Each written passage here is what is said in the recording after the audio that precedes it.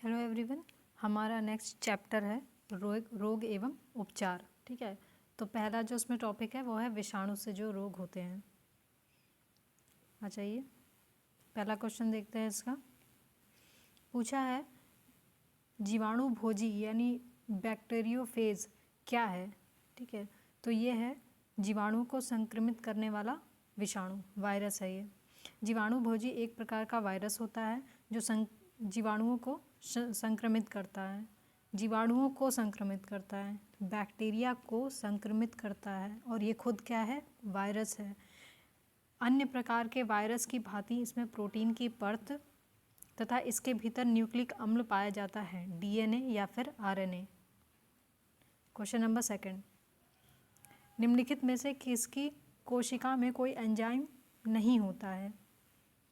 तो इसका आंसर है या तो कोई नहीं है या तो एक से ज़्यादा है। एक्चुअली इसका आंसर एक से ज़्यादा है। आ जाइए देखते हैं क्या है।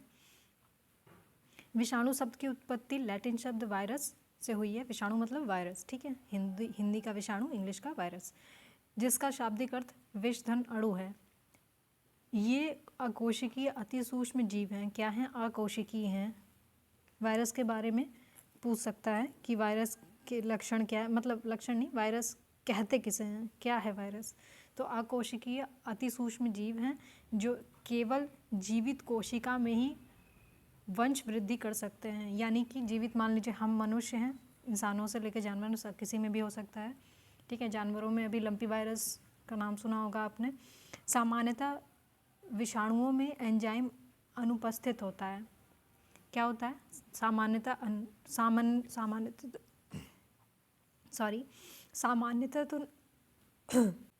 सामान्यतः विषाणुओं में एंजाइम नहीं होता है, लेकिन कुछ विषाणुओं जैसे कि रेट्रोवायरस आदि में कुछ एंजाइम पाया जाता है।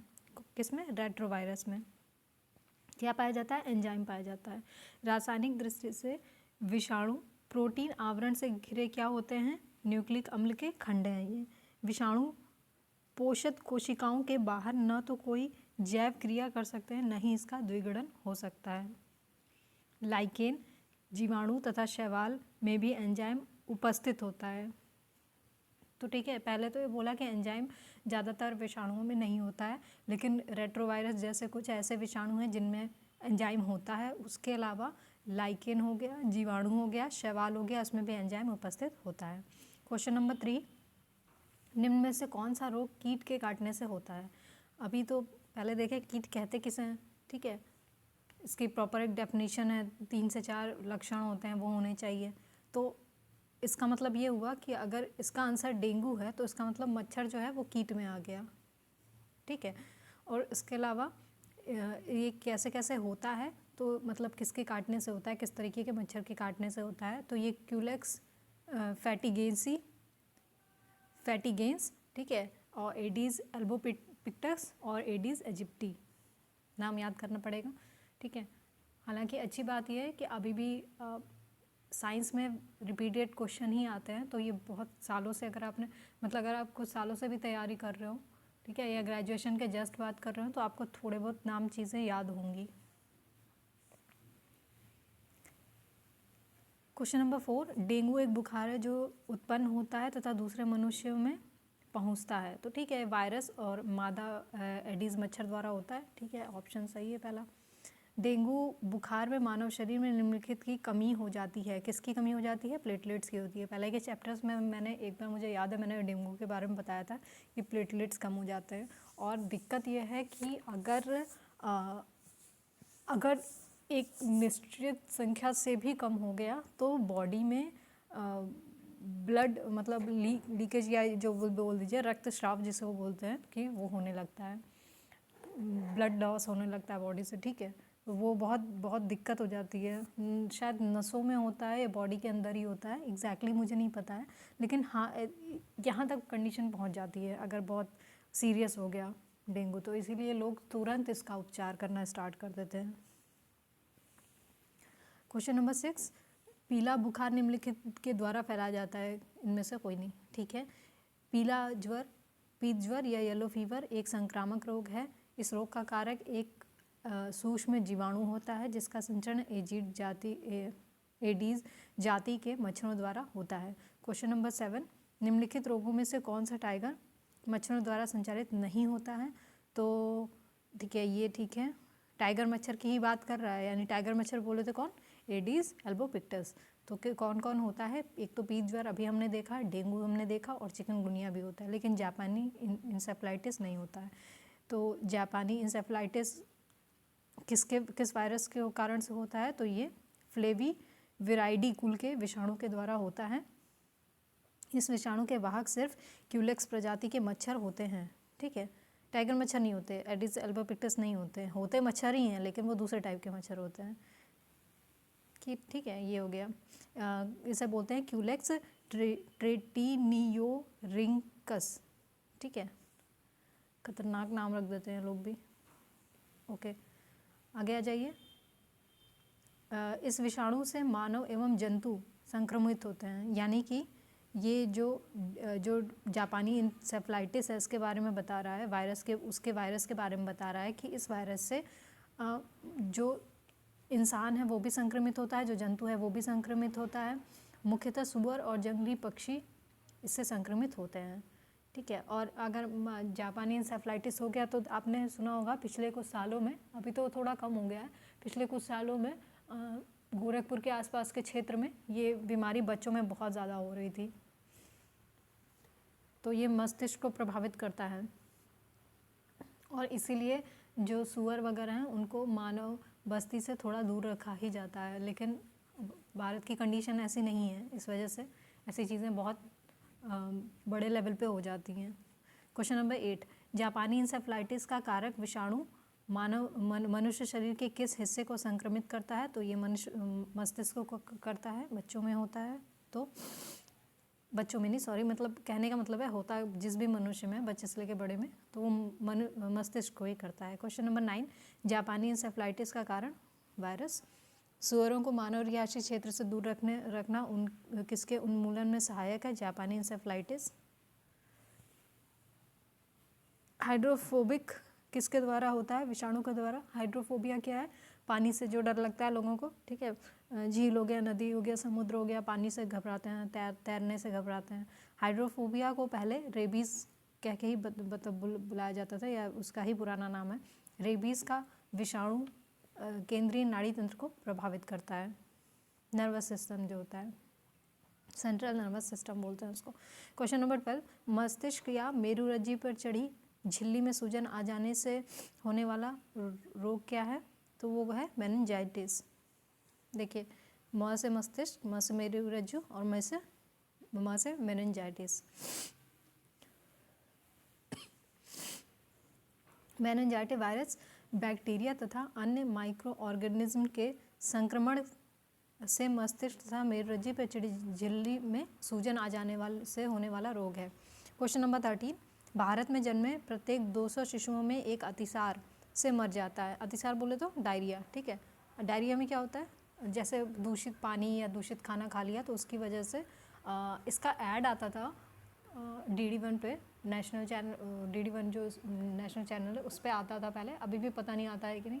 तो वो बहुत अच्छे से एनिमेशन के थ्रू दिखाते थे कि कैसे एक बच्चे से, एक लोगों से दूसरे में, दूसरे से तीसरे से नदी के पानी से फैल रहा है। मतलब कोई गया और उसने पहले फ्रेश हो लिया, उसके बाद नदी के पानी से अपना साफ़ कर लिया, और उसके बाद वही पानी घर पे पीने के लिए आ रहा है। ये पूरा एक चक्र चलता है, एक गांव से दूसरे गांव, और पता चला पूरे गांव को, ये पूरा गांव ले डूबता था इस तरीके से। बहुत अच्छा ऐड था वो, मतलब जागरूकता के लेवल से बहुत अच्छा था। तो ये हो गया, इसका आंसर क्या हो जाएगा? इसका कारण पूछा है तो ये है रोटा वायरस, ठीक है। जीवाणुओं, विषाणुओं तथा एवं अन्य परजीवियों के संक्रमण के फलस्वरूप अतिसार रोग हो जाता है। देखिए, इसमें बैक्टीरिया भी है और वायरस भी है, और अन्य परजीवी भी हैं। वयस्कों में अतिसार का मुख्य कारण नाम अलग है, ठीक है। नोरो वायरस बड़ों में, और छोटों में, बच्चों में रोटा वायरस, ठीक है। क्वेश्चन नंबर 14, यदि कोई मानवीय रोग विश्व में बृहत लेवल पे फैल जाए तो उसे क्या कहते हैं? ठीक है, एक एक वर्ड है, ठीक है। चारों जो ऑप्शन है इसे देखते हैं। मुझे एपिजोटिक नहीं पता, और इसमें एपिजेटिक दिया भी नहीं है क्या है, तो देख लेते हैं बाकी का क्या है। जब कोई रोग किसी विशेष क्षेत्र या जनसंख्या में स्थायी रूप से विद्यमान हो जाता है तो उसे एंडेमिक कहते हैं। ठीक है, जब कोई संक्रामक रोग किसी निश्चित जनसंख्या में बड़ी संख्या में लोगों में कम समय में फैलता है तो इसे एपिडेमिक कहते हैं। एपिडेमिक स्थिति का ही विश्व के वृहद क्षेत्र में विस्तार पैंडेमिक कहलाता है। ठीक है, आ जाइए नेक्स्ट। क्वेश्चन नंबर 15 पूछा है किस सेट में सारी विषाणु जनित बीमारियां हैं। ठीक है, विषाणु वायरस से होता है, तो ये है मम्स, रेबीज और हर्पीज। ठीक है, मम्स या कंठमाला रोग एक विषाणु जनित रोग है जिसमें पैरोटिड ग्रंथि कष्टदायक रूप से बड़ी हो जाती है। रेबीज भी विषाणु जनित रोग है। हर्पीज रोग का कारक भी विषाणु है। ठीक है, रेबीज का आजकल देख रहे हैं, मतलब दिल्ली हो गया, नोएडा हो गया, यूपी हो गया, इस सब फैला ही हुआ है कायदे से। रेबीज का मतलब कुत्तों का काटना, और इस पे बहुत बड़ी चर्चा चल भी रही है। दिल्ली हाई कोर्ट का भी कुछ फैसला आया हुआ है इस पर। ठीक है, कि जो बाहर के कुत्ते हैं, जो विदेशी प्रजाति के कुत्ते हैं, उनको उनकी संख्या कम की जाए। ठीक है, इत्यादि का भी चल रहा है, इस पे बात चल रही है। रेबीज़ भी विषाणु जनित रोग हो गया। अब हर्पीज़ क्या है? हर्पीज़ रोग भी विषाणु जनित हो गया। क्वेश्चन नंबर 16 पोलियो का वायरस शरीर में प्रवेश करता है, कैसे करता है? दूषित भोजन और जल से।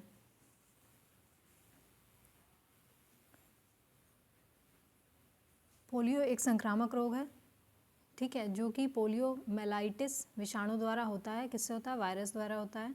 इसमें रोग कारक जीव का संचरण दूषित भोजन या जल द्वारा होता है तथा इससे प्रभावित होने वाला अंग तंत्रिका तंत्र है, यानी नर्वस सिस्टम है। विषाणु मस्तिष्क में क्या करता है? ये मस्तिष्क तथा मेरुरज्जु में पहुंचकर तंत्रिका ऊतकों को नष्ट कर देता है।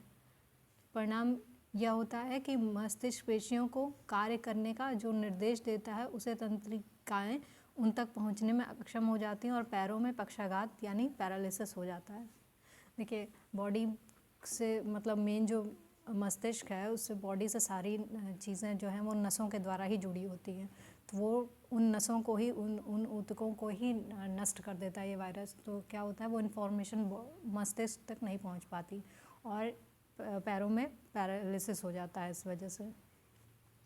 पोलियो का कारण आप देखे होंगे पैरों में भी, क्या इसमें सिर्फ ऐसा क्यों लिखा है मुझे पता नहीं कि पैरों में क्यों लिखा है, क्योंकि आपने देखा होगा लोगों के कोई बॉडी पार्ट भी ख़राब हो सकता है। ठीक है, कोई भी बॉडी पार्ट ख़राब हो सकता है इसमें। तो क्वेश्चन नंबर 17 देखिए, पोलियो का कारण क्या है? विषाणु है, वायरस है। पोलियो के टीके की खोज किसने की थी? जोनास साल्क ने की थी। ऑप्शन बी हो जाएगा इसमें। तो पोलियो के टीके की खोज सर्वप्रथम जोनास साल्क ने कब की थी? 1952 में की थी। ठीक है, पोलियो बच्चों में होने वाला एक अत्यंत घातक रोग है जिसमें ये विकलांग हो जाते हैं। ध्यातव्य है कि यह रोग पोलियो विषाणु द्वारा होता है जिससे प्रभावित होने वाला अंग केंद्रीय तंत्रिका तंत्र है। क्वेश्चन नंबर 19 पोलियो का टीका सबसे पहले तैयार किया था। ठीक है, साल्क टीका किस व्याधि से संबंधित है? ठीक है, घुमा घुमा के पूछा है, लेकिन ये पहले पूछा जाता था। अब ये क्वेश्चन शायद ही रेलेवेंट हो। ज़्यादातर या तो करंट की चीज़ों से पूछ लेता है, और अगर पुराने ही पूछना है तो पोलियो जैसा क्वेश्चन शायद ही पूछे, क्योंकि ये बहुत मतलब ऐसा है जो सबको रटा है नॉर्मली। इनमें से कौन विषाणु जनित रोग नहीं है? तो 6 रोग है। 6 बोले तो टीबी जो होता है ना, तो टीबी क्या होता है? बैक्टीरिया से होता है, इसीलिए कहा जाता है कि इसके जो रोगी होते हैं उनको अलग कर दिया जाता है ताकि उनसे किसी और तक ना पहुँचे ये रोग। ठीक है, पोलियो एक संक्रामक रोग है जो पोलियोमेलाइटिस विषाणु द्वारा होता है। ओके, अच्छा पोलियो, ठीक है। रेबीज एवं निम्न से किस बीमारी, सॉरी मैंने कुछ गड़बड़ कर दिया क्या? हमने पोलियो के बारे में पढ़ लिया है, ठीक है, और रेबीज़ और खसरा वगैरह के बारे में भी पढ़ लिया है, ये विषाणु से होता है। तपेदिक के बारे में पढ़ लिया, यानी 6 रोग के बारे में पढ़ लिया है, और ये किसके कारण होता है? Mycobacterium tuberculosis. ठीक है, और क्वेश्चन नंबर 22 निम्न में से किस बीमारी के लिए ट्राईवैलेंट के स्थान पर बाईवैलेंट ORV देने का निर्णय भारत सरकार ने लिया है? तो ये 2016 में पूछा है। ठीक है, ओके, एक सेकंड रुक जाइए, ये देखिए। अच्छा, ये RO का जो क्वेश्चन नंबर 21 है, ये RO मेन एग्ज़ाम में 2017 में पूछा था। ठीक है, क्वेश्चन नंबर ऐसे मिक्स करके क्वेश्चन ही पूछेगा, ठीक है। पोलियो पे एग्जैक्टली पूछना मेरे हिसाब से अजीब है थोड़ा सा। हाँ, वो मिक्स करके पूछ सकता है, विषाणु जनित क्या है, बैक्टीरिया से कौन कौन से रोग होते हैं वगैरह वगैरह। तो question number 22 answer polio. Bharat सरकार ने हाल ही में ट्राईवैलेंट ओरल पोलियो वैक्सीन के स्थान पर देश में बाईवैलेंट वैक्सीन का प्रयोग करने का निर्णय लिया है। तो ट्राई को छोड़ दीजिए और बाई को पकड़ लीजिए, ठीक। ट्राईवैलेंट वैक्सीन में 3 प्रकार की पोलियो विषाणु टाइप 1, 2, 3 से लड़ने की क्षमता थी। चूँकि 1999 के बाद से विश्व में कहीं भी टाइप 2 वायरस नहीं पाया गया, इसलिए अब ये वैक्सीन देना ज़रूरी नहीं रह गया है। इसकी जगह अब बाईवैलेंट ओरल पोलियो वैक्सीन का प्रयोग टीकाकरण में होता है, जिसमें पोलियो विषाणु से लड़ने की क्षमता है। क्वेश्चन नंबर 23, इनमें से कौन सी बीमारी कोरोना वायरस से संबंधित है? तो ये हो जाएगा सभी, मर्स, सार्स और कोविड-19, ठीक है। क्या ये बताने की ज़रूरत है कि सार्स क्या है? सेवरल एक्यूट रेस्पिरेटरी सिंड्रोम है, और मार्स जो है मिडिल ईस्ट रेस्पिरेटरी सिंड्रोम है। नाम जगह के हिसाब से चीज़ें चेंज कर दिया है, ठीक है। क्वेश्चन नंबर 24, एस 2 पद का इस पद का उल्लेख किस संदर्भ में किया जाता है? तो ये किया जाता है विषाणु जनित रोगों का प्रसार। क्या है? एस 2 यानी एंजियोटेंसिन परिवर्तित एंजाइम 2 कई प्रकार की कोशिकाओं की सतह पर मौजूदा एंजाइम है। यह एंजाइम बड़े प्रोटीन को विभाजित कर छोटे प्रोटीन उत्पन्न करता है। उदाहरणार्थ, अपनी सतह पर स्पाइक जैसे प्रोटीन का उपयोग करते हुए सार्स कोव-2 वायरस एस 2 से बंध जाता है। एस 2 कोविड-19 वायरस के लिए एक सेलुलर द्वार के रूप में कार्य करता है। क्वेश्चन नंबर 25, पैथोजीन जो सामान्य जुकाम के लिए उत्तरदायी है क्या है? Rhino virus. वो पता चला जो हर हफ्ते महीने कुछ लोगों को आ जाता है, हर हफ्ते पता चला, हर महीने पता चला, हर मौसम बदलने में होता ही होता है। हाँ, कुछ लोग बहुत ज़्यादा परेशान होते हैं, वो ये है राइनो वायरस पैथोजीन। जुकाम एक संक्रामक रोग है जो छींक, वायु इत्यादि के माध्यम से संचारित होता है। इसमें रोगी को सिर दर्द, हल्का ज्वर, नाक एवं आँख से पानी गिरता रहता है। क्वेश्चन नंबर 26, कौन सा सही है पूछा है? विषाणु संक्रमित कर सकते हैं किसको किसको? जीवाणुओं को, कवकों को और पादपों को, ठीक है। IAS 2016 का क्वेश्चन है ये। जो वायरस होते हैं ना, पहले तो हमने अभी देख लिया था कि ये अकोशिकीय अति सूक्ष्म जीव हैं जो केवल जीवित कोशिका में ही वंश वृद्धि कर सकते हैं। विषाणु जीवित कोशिका से युक्त किसी भी प्राणी को संक्रमित कर सकते हैं, चाहे वो पौधे हों, पशु हो, कवक हो या जीवाणु हो। क्वेश्चन नंबर 27, किस सूक्ष्म जीव के द्वारा हेपेटाइटिस बी की बीमारी होती है? तो यह है वायरस। बहुत गंदी बीमारी है ये, ठीक है। मतलब वैसे तो सारी बीमारियां गंदी होती हैं, लेकिन ये उन गंदी बीमारियों से में भी टॉप लिस्ट पे है, ठीक है। आ जाइए। वैसे ये किसे संक्रमित करता है? हमारे लिवर को संक्रमित कर देता है, सूजन और जलन हो जाती है, संक्रामक रोग है ही, ठीक है। और वायरस का नाम देख लीजिए, HEPA DNA virus. Question number 28, यकृत रोग हेपेटाइटिस बी का कारक है? DNA virus. Question number 29, hepatitis रोग से मनुष्य शरीर का सीधा प्रभावित होने वाला अंग पूछा है, अभी हमने देखा। क्वेश्चन नंबर 30, कौन सा रोग एक वायरस द्वारा होता है? हेपेटाइटिस। क्वेश्चन नंबर 31, नहीं पूछा या सही नहीं है, तो यकृत शोथ सी का टीका होता है, जबकि यकृत शोथ बी का कोई टीका नहीं होता है। ये एक्चुअली हेपेटाइटिस के बारे में बात कर रहा है। हेपेटाइटिस यकृत की सूजन की अवस्था है जिसके लिए मुख्यतः हेपेटाइटिस विषाणु उत्तरदायी होता है, ठीक है। हेपेटाइटिस बी और सी विषाणुओं से संक्रमित कुछ व्यक्तियों को अनेक वर्षों तक इसके लक्षण दिखाई नहीं देते हैं। हेपेटाइटिस बी विषाणु संक्रमित व्यक्ति के रक्त, वीर आदि से तथा संक्रमित माता से उसके शिशु में संचारित होता है। इसमें क्या सही है पहले देख लीजिए कि यकृत शोथ बी विषाणु काफ़ी कुछ HIV की तरह ही संचरित होता है, मतलब फैलता है। ठीक है, ये देख लीजिए उसके लक्षण जो फैलने के हैं सेम है काफ़ी कुछ। ऑप्शन सही देखिए, सार्वभौमिक रूप से यकृत शोथ बी और सी विषाणुओं से संक्रमित व्यक्तियों की संख्या HIV से संक्रमित लोगों की संख्या से कई गुना अधिक है। ठीक है, सही बात है, वरना HIV को लेके जितना है उससे कई ज़्यादा यकृत शोथ वाली जो बीमारियां हैं बी और सी, यानी कि हेपेटाइटिस बी और सी जो है वो ज़्यादा उससे लोग पीड़ित हैं। और डी जो ऑप्शन दिया है उसमें पूछा है, बोला है कि हेपेटाइटिस बी और सी विषाणुओं से संक्रमित कुछ व्यक्तियों में अनेक वर्षों तक इसके लक्षण नहीं दिखाई देते हैं, तो वो हमने अभी देख लिया।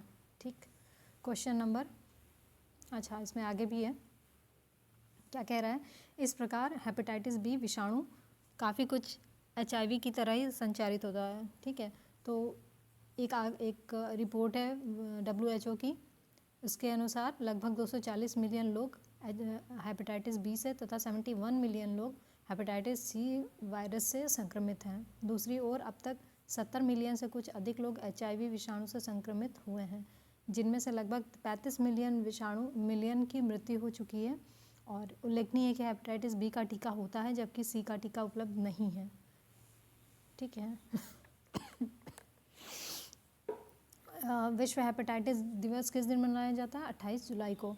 भारत सरकार ने 2018 में भारत सरकार के तत्कालीन केंद्रीय जो स्वास्थ्य एवं परिवार कल्याण मंत्री थे JP नड्डा जी ने राष्ट्रीय वायरल हेपेटाइटिस नियंत्रण कार्यक्रम दिल्ली से शुरू किया था। ठीक है, क्वेश्चन नंबर 32 पूछा है गलत क्या है, तो पोलियो बंदर गलत है। पोलियो बंदर से नहीं होता है। ठीक है, वो तो पानी और जल से होता है, विषाक्त वाले से। और रेबीज़ कुत्ता बिल्कुल सही है, तो सबको पता होगा। प्लेग से मतलब प्लेग रिलेटेड है, चूहा से, टेप वर्म सुअर से होता है। ठीक है, प्लेग एक संक्रामक रोग है जो चूहों द्वारा फैलता है। रेबीज़ या हाइड्रोफोबिया पागल कुत्ते के काटने से फैलता है। टेप वर्म सुअर का पका मांस खाने से हमारे शरीर में पहुंचता है। पोलियो बंदर से नहीं बल्कि पोलियो मेइलाइटिस विषाणु द्वारा होता है तथा दूषित भोजन व जल द्वारा फैलता है। जल संक्रामक या संसर्ग रोग है जो नर्वस सिस्टम को प्रभावित करता है। क्वेश्चन नंबर 33 पूछा है भारत में उन्मूलन इन रोग में से किसका हो चुका है? ठीक है, तो चेचक का हो चुका है। स्वतंत्रता प्राप्ति के बाद से अब तक भारत में 3 प्रमुख रोगों का यानी कि चेचक, गिनी वर्म और पोलियो का उन्मूलन हो चुका है, मतलब नष्ट हो चुका है, ख़त्म हो चुका है। तो हमारे यहाँ सिर्फ अभी चेचक ही स्मॉल पॉक्स होता है वो ही। और सच बात तो ये है कि ये ख़त्म, अब वो ख़त्म होने की उनकी डिफिनीशन अलग है, बात ये है। लेकिन मुश्किल से कुछ साल पहले ही मुझे चेचक हुआ था, मेरी सिस्टर को हुआ था, मेरी कज़न को हुआ था। तो ऐसा तो नहीं है कि ख़त्म नहीं हुआ था, ठीक है, कि ख़त्म हो चुका। हाँ, बस ये है कि शायद ये बहुत ब्रॉड लेवल पे नहीं होता है, जितना हम उसको परिभाषित कर सकें। हर एक चीज़ की एक परिभाषा, सेट परिभाषा होती है, वैसा नहीं होता है अब बहुत बड़े लेवल पे। शायद इस वजह से इसको ऐसे बोलते हैं कि उन्मूलन हो चुका है।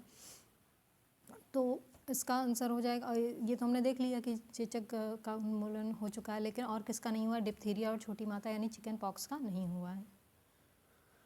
तो अप्रैल 1977 में भारत को चेचक मुक्त घोषित कर दिया गया था। WHO द्वारा फरवरी 2000 में भारत को गिनी वर्म रोग मुक्त कर दिया गया था। अभी भी जो हमारे टारगेट्स बनाए हुए हैं सरकार ने कि इस साल तक टीवी हो गया या और भी अन्य रोग हो गए, वो अगर अब पूछेगा तो वैसे उससे रिलेट करके पूछ सकता है कि किस ईयर तक कौन सा रोग ख़त्म करने का टारगेट है केंद्र सरकार का। क्वेश्चन नंबर 34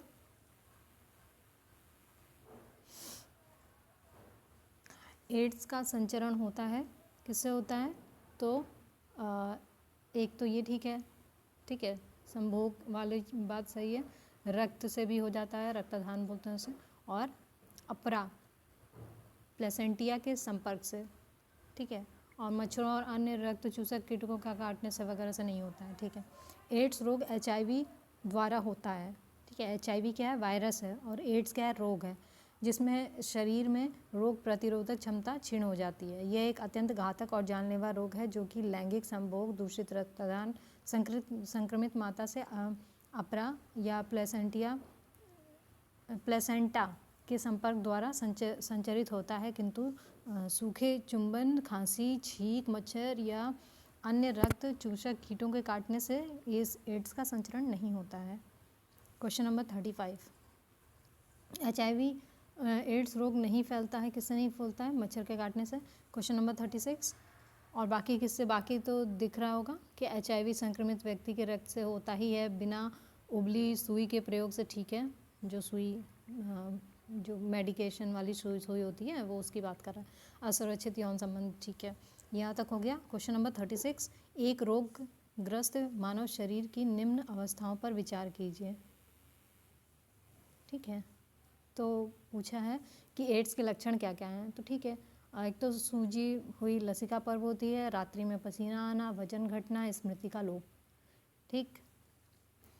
इस रोग में कई प्रकार के लक्षण स्पष्ट दिखाई देते हैं, जिनसे सूजन वगैरह, पसीना आना, स्मृति का लोप, वजन घटना, थकावट इत्यादि होता है।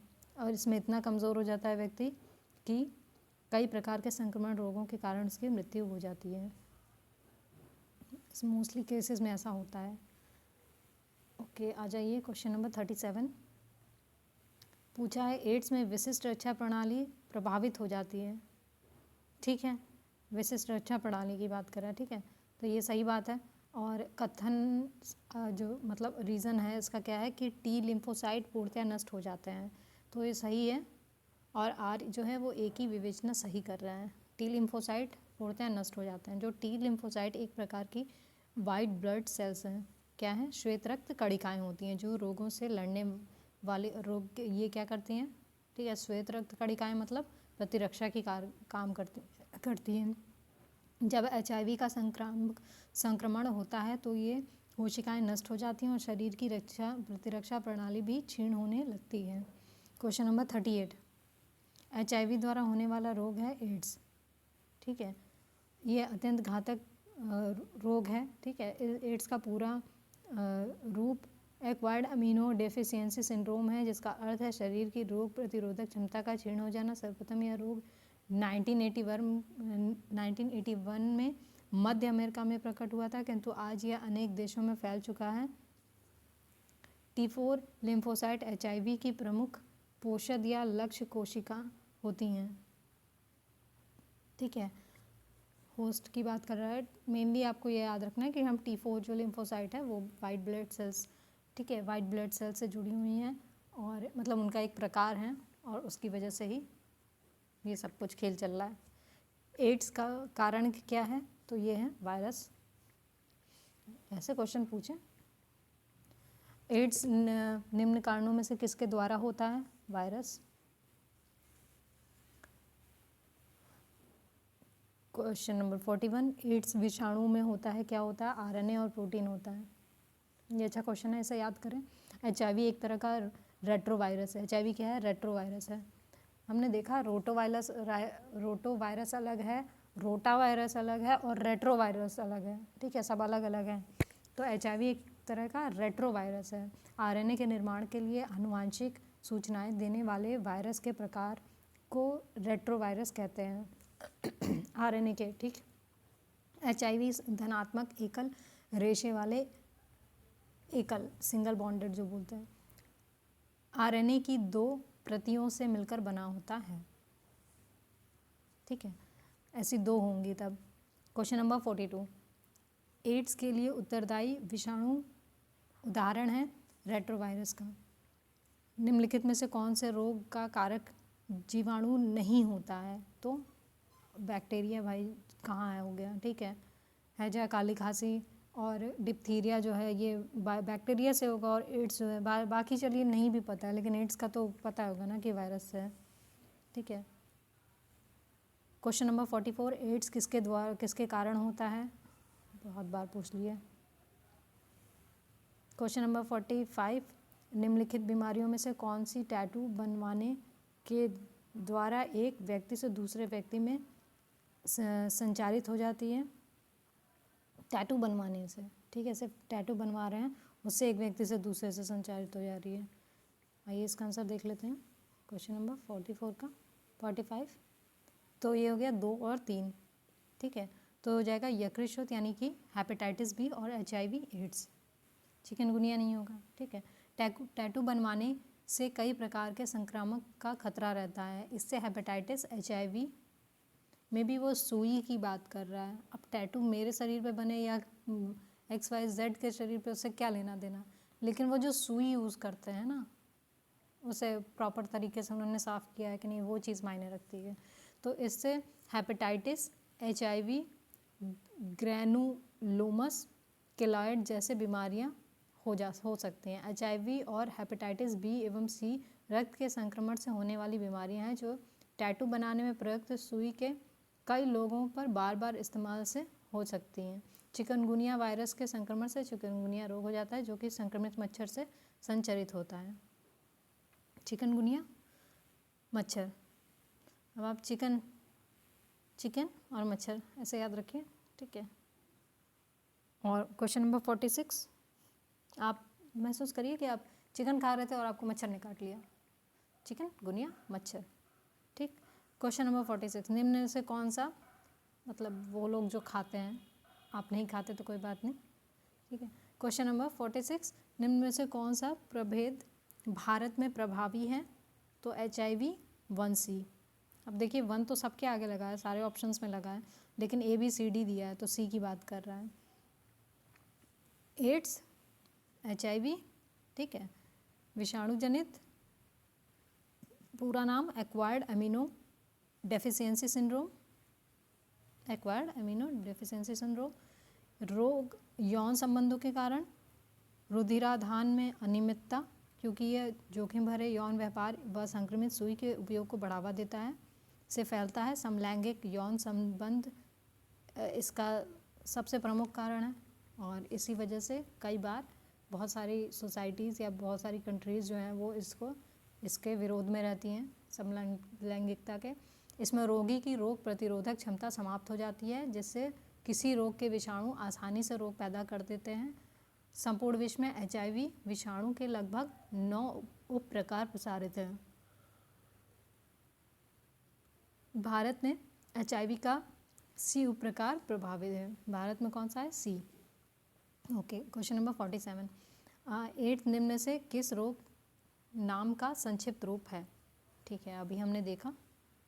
ठीक है, 47 हो गया। एक बार बस ये देख लें कि इसमें कितने क्वेश्चन है। मैं 48 से करना है। ठीक है, ज़्यादा नहीं है, 70 क्वेश्चन ही हैं। आ जाइए आगे चलते हैं।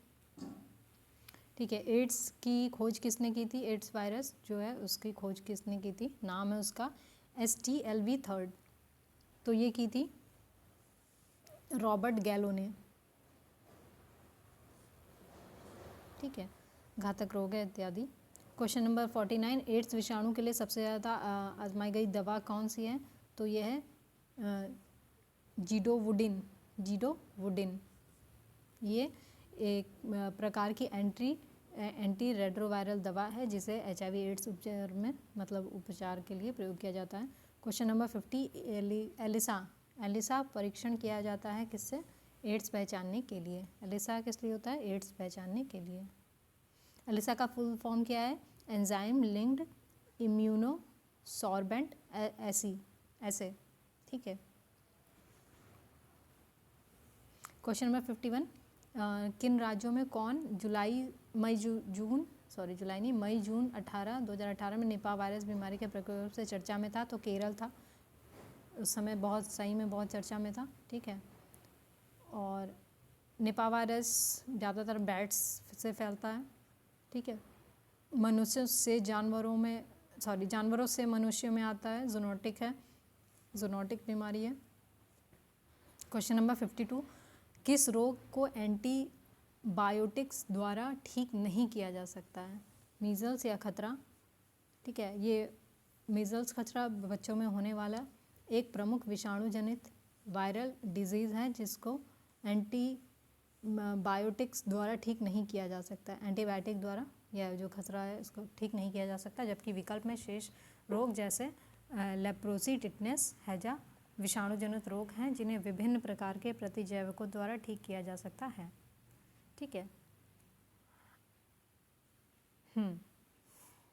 क्वेश्चन नंबर 53, खसरा की बीमारी होती है वायरस से, मेजल्स बोलते हैं खसरा। क्वेश्चन नंबर 54, चेचक विषाणु द्वारा होता है, ठीक है, स्मॉल पॉक्स बोलते हैं, तो ये वायरस द्वारा होता है। मरीज को पृथक बिस्तर पर रखना चाहिए, ठीक बात है, सही है। चेचक वेरियोला नामक विषाणु से होता है, वेरियोला, ठीक है, जो कि ऑर्थोपॉक्स वायरस परिवार का सदस्य है। यह एक अत्यंत ही संक्रामक रोग है जिसके विषाणु रोगी की त्वचा, थूक, वायु, वस्त्र इत्यादि के माध्यम से फैलते हैं। यह रोग मुख्यतः त्वचा को प्रभावित करता है। इसमें रोगी को ज्वर बना रहता है, शरीर पर लाल रंग के दाने निकल आते हैं, जिसके उपचार के लिए चेचक का टीका लगवाना चाहिए तथा साफ सफाई का विशेष ध्यान रखना चाहिए। ठीक है। अब तो होम्योपैथिक में भी इसमें बहुत दवा आ गई है। क्वेश्चन नंबर 55, विश्व से चेचक का उन्मूलन घोषित किया गया था 1980 में। क्वेश्चन नंबर 56, इम्यूनोलॉजी के जनक कौन है? तो ये हैं एडवर्ड जेनर। चेचक के टीके का आविष्कार किया था इन्होंने, इस वजह से इन्हें इम्यूनोलॉजी का फादर कहते हैं। जनक मतलब जनक कहते हैं, या एडवर्ड जेनर। ठीक है। क्वेश्चन नंबर 57, रानीखेत बीमारी मुर्गियों से संबंधित है। रानीखेत बीमारी मुर्गियों में होने वाली एक प्रमुख बीमारी है जो कि अत्यंत संक्रामक है, विषाणु जनित है। क्वेश्चन नंबर 58, दुधारू पशुओं में कौन कौन सी बीमारियां हैं जो संक्रमित होती हैं, जो संक्रमणीय हैं? तो एक तो ये तो सभी हैं, फुट एंड माउथ रोग, ठीक है, एंथ्रेक्स, ब्लैक क्वार्टर, काउपॉक्स। आपका अगर एक भी दोस्त ऐसा है जो गांव से जुड़ा हुआ है ना, तो ये सारी बात आपको पता हो जाएगी। या तो आप खुद इतने जुड़े हुए हों, और अगर आप खुद नहीं जुड़े हुए हैं तो कम से कम एक ऐसा दोस्त हो जो गांव से जुड़ा हुआ हो। ठीक, तो आप उनसे बात करते रहें। अच्छा, वैसे तो बहुत लोग होंगे जिनके कोई ना कोई जानने वाले हों, बात यह है कि आप उनसे बात करते हैं कि नहीं। दोस्तों का तो बात करेंगे, और बात करेंगे तो ये सारी चीज़ें आपको वैसे ही पता चल जाएंगी। क्योंकि अभी वो लंपी वायरस फैला था, तो अगर मान लीजिए उस पर भी बात हो रही है तो आधी चीज़ें वैसे ही पता चल जाएंगी। फुट एंड माउथ रोग मवेशियों में होने वाला विषाणुजन्य संक्रामक रोग है। एंथ्रेक्स, बैसिलस एंथ्रासिस नामक जीवाणु द्वारा मवेशियों में होने वाला एक संक्रमणीय रोग है। ब्लैक क्वार्टर भेड़ों में होने वाला एक संक्रमणीय रोग है। और काउपॉक्स भी मवेशियों में होने वाला एक विषाणुजन्य रोग है, संक्रामक रोग है। क्वेश्चन नंबर 58 हो गया। 59 देख लीजिए। विश्व के कुछ भागों में विद्यमान पशुओं का फुट एंड माउथ रोग होता है, वायरस के द्वारा होता है। किसने इसका पता लगाया था? तो लियोफ्लर और फ्रॉश ने, लियोफ्लर एंड फ्रॉश ने 1897 में इसका पता लगाया था। किस में हो जाता है? तो ये गाय, भैंस, भेड़, बकरी, सुअर सब में हो जाता है। इत्यादि भी लिखा है, ठीक है, और में भी हो सकता है। क्वेश्चन नंबर 60, किस में पाया जाता है? तो ये हो गया सभी में पाया जाता है। भेड़, बकरी, मवेशी और मवेशी, सुअर सभी में होता है। क्वेश्चन नंबर 61, 2011 में पशुओं में होने वाले किस बीमारी के लिए चिन्हित किया गया है? तो ठीक है, रिंडरपेस्ट के लिए 2011 की बात कर रहा है ये। पशुओं में होने वाली रिंडरपेस्ट नामक बीमारी के लिए चिन्हित किया गया था, विषाणु जनित रोग है। क्वेश्चन नंबर 62, कौन सा बर्ड फ्लू विषाणु है? तो ये है H5N1 वायरस। ठीक, और यह एक संक्रामक रोग है। पक्षियों, मुख्यतः मुर्गियों, बत्तखों को प्रभावित करता है। किसको? मुर्गे, बत्तख। H5N1 मनुष्यों को 2 तरीके से प्रभावित करता है। तो कोविड के पहले या उसी दौरान शायद ये बहुत ज़्यादा चाइना में हो रहा था, और भारत में भी होता है, कोई बड़ी बात नहीं है। ज़्यादातर साउथ में होता है, ठीक है, ऐसी न्यूज़ आती रहती है वहाँ से। एक तो सीधे मुर्गियों से मनुष्य में पहुंचकर, और दूसरा, और इनकी पूरी संख्या को, मतलब ऐसे जिनको हो गया, एक भी अगर मुर्गी संक्रामित हो गई तो उनके बाड़े में जितने हैं उनको मार दिया जाता है। ठीक है। और दूसरा किसी संक्रमित आदमी के ज़रिए दूसरे आदमी में भी पहुंच सकता है। बहुत ही खतरनाक बीमारी है। मतलब सोचिए, जानवर से इंसान में हो रहा है, इंसान से इंसान में हो जा रहा है। और इसमें कौन सी औषधि काम करती है? तो टैमी फ्लू। शायद कुछ भी नहीं काम करता होगा, इस वजह से सभी को मार दिया जाता होगा। तो bird flu H5N1 question number 64, H5N1 bird flu question number 65, H1N1 पूछा है, ठीक है। वो H5 था इससे पहले। H1N1 जो है किससे संबंधित है? तो स्वाइन फ्लू से रिलेटेड है। ये जो है वो शुकर इन्फ्लुएंजा विषाणु द्वारा फैलाए जाने वाला संक्रमण है। इस वायरस को H1N1 विषाणु कहा जाता है। मनुष्य में संक्रमण मुख्य रूप से सुअरों से प्रत्यक्ष संबंध रखने वाले मनुष्य में फैलने की संभावना रहती है। क्वेश्चन नंबर 66, निम्न में से जोड़े को मतलब सही जोड़ा बताना है, ठीक है। तो एबोला वायरस नहीं, इसमें पूछा है कि सही जोड़ा नहीं है। तो एबोला वायरस चेचक, एबोला वायरस से चेचक का कोई लेना देना नहीं है। एबोला क्या है? रक्तस्रावी बुखार एबोला वायरस के कारण होता है। ये एबोला नामक नदी, ये साउथ नहीं, शायद अफ्रीका की किसी कंट्री का है। मुझे एग्जैक्ट लोकेशन नहीं है याद है, कंट्री नहीं याद है, लेकिन अफ्रीका से रिलेटेड है, इसका रिलेशन है। और इसका ऑप्शन भी देख लीजिए। जीव सांख्यिकी पहचान, उंगली छापन तथा आइरिस स्कैन, ठीक है। जीव सांख्यिकी पहचान कैसे होती है? जो हाथों का जो स्कैन किया जाता है, आँखों के आइरिस का जो स्कैन किया जाता है उससे। क्लोनिंग किससे रिलेटेड है? आनुवांशिक प्रतिकृति। क्लोन मतलब किसी भी चीज़ का एकदम एग्जैक्ट चीज़, मतलब कॉपी बना देना एग्जैक्ट, ठीक है। और DNA फिंगरप्रिंटिंग क्या है? तो पैतृक या अपराधी की पहचान। कभी कभी वर्ड्स कठिन लग रहे होते हैं, लेकिन तभी एक बार उसको पढ़ना ही चाहिए, क्योंकि कई बार एक बहुत छोटी सी चीज़ क्लिक कर देती है और आंसर सही हो जाता है, मिल जाता है। तो क्वेश्चन हो सकता है बड़ा लग रहा हो, टफ लग रहा हो, कई बार क्वेश्चन पढ़ने का भी मन नहीं कर रहा होता है, लेकिन पढ़ लेना चाहिए, क्योंकि कभी कभी बहुत टफ क्वेश्चन का आंसर बहुत आराम से निकल जाता है। क्वेश्चन नंबर 67, इबोला क्या है? तो प्रतिघातक विषाणु है। पश्चिमी अफ्रीका देशों में, ठीक है, ये पश्चिमी अफ्रीकी देशों में महामारी के रूप में फैल चुका है। WHO ने 2014 में इसे स्वास्थ्य आपदा घोषित किया था। और 76 में ये इबोला वायरस की पहचान की गई थी। नदी इसी नाम की नदी के किनारे में एक्चुअली पहचान की गई थी इसकी। 68, एबोला वायरस का नाम दिया गया है, नदी के नाम से दिया गया है। अब ये कहाँ पे है? तो कांगो अफ्रीका महाद्वीप में, गांव में, वहीं पे पास में एक गांव है, ठीक है। इसी कारण इसका नाम इबोला पड़ा। ये जो ऐसा रोग है जो मरीज़ से संपर्क में आने में फैलता है, मरीज़ के पसीने से भी फैल जाता है, खून श्वास से बचकर रहें। इसकी चपेट में आकर टाइफॉइड, कालरा, बुखार और मांसपेशियों में दर्द होता है, बाल झड़ने लगते हैं, नसों में मांसपेशियों में खून उतर आता है। इसके बचाव के लिए खुद को सतर्क रखना उपाय है। बाय गॉड, यही अब रह गया, सतर्क रहें। मतलब ठीक है, इंसान सतर्क रहता है, इसकी दवा बनानी चाहिए। क्वेश्चन नंबर 69, उष्णकटिबंधीय प्रदेशों में जीका वायरस रोग उसी मच्छर द्वारा संचारित होता है जिससे डेंगू संचारित होता है, ठीक है। जीका वायरस डेंगू वाले से फैलता है। और दूसरा है, जीका वायरस रोग का लैंगिक संचरण होना संभव है, ठीक है। संभावना बोल रहा है, ठीक है, संभावना कुछ भी हो सकती है। तो उष्णकटिबंधीय क्षेत्रों में जीका वायरस रोग एक विषाणु के कारण होता है जिसका वाहक एडीज प्रजाति का मच्छर होता है। यह वही मच्छर है जो डेंगू, चिकनगुनिया तथा पीजवर रोग के कारक विषाणुओं का वाहक होता है। जीका वायरस का लैंगिक संचरण होना संभव है। निम्नलिखित में से कौन एक जूनोटिक रोग नहीं है? म्यूकोरमाइकोसिस, ठीक है। तो कौन सा है? रेबीज़ है जूनोटिक, ठीक है, जानवर से इंसान में आ रहा है, बिल्कुल ठीक है रेबीज़। प्लेग जो है चूहों से इंसान में आ जा रहा है। और सार्स जो है, सार्स किससे आता है? सार्स जानवरों से मच्छर में, ठीक है। अभी देखते हैं।